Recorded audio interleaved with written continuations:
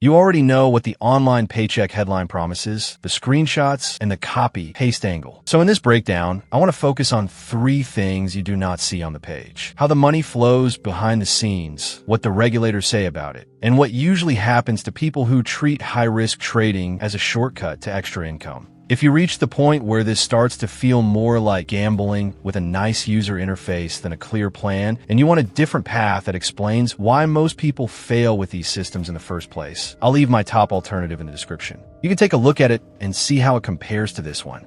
The online Paycheck's marketing pushes the idea that the community is free to join and that the expert shares ideas out of goodwill, backed by a sponsor. What is not obvious at first glance is how this model usually gets paid. When a trading group like this is linked to a specific broker, the promoter is often paid every time a new member opens an account and starts trading through their link. The more people trade and the more volume they push through the platform, the more the promoter can earn. The important part is this: that income does not depend on whether you personally end up ahead or behind. If you win, the broker earns spreads and fees. If you lose, the broker still earns spreads and fees. The sales page does not give a clear breakdown of this relationship, how much is earned per client, or how that affects the incentives. When those numbers are hidden, you have to assume the structure is designed around volume, not around your individual outcome. So when you see the word free, it is more accurate to read it as funded by your trading activity on the back end. Your account becomes part of the business model,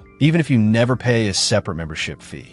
In the UK, the Financial Conduct Authority has already issued a warning about this setup and listed it as an unauthorized financial promotion. That does not automatically prove intent to harm, but it does tell you something important. The service is not approved to give this type of trading communication to the public under UK rules. If you join from a European country that follows similar standards, that should make you stop and think. If something goes wrong, you cannot treat this like a regulated advisory relationship.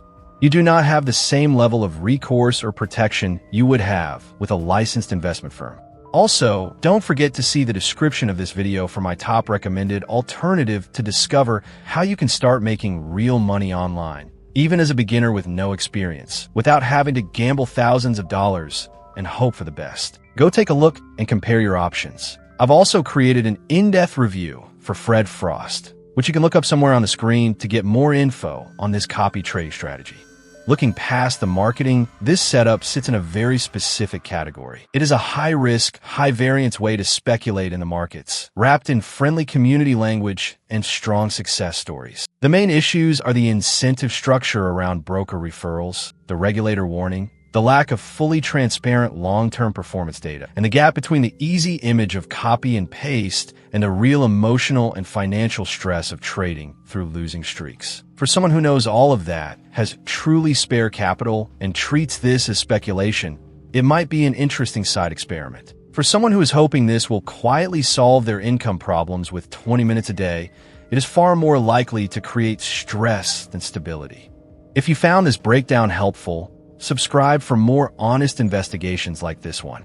Thanks for watching, and I'll see you in the next one.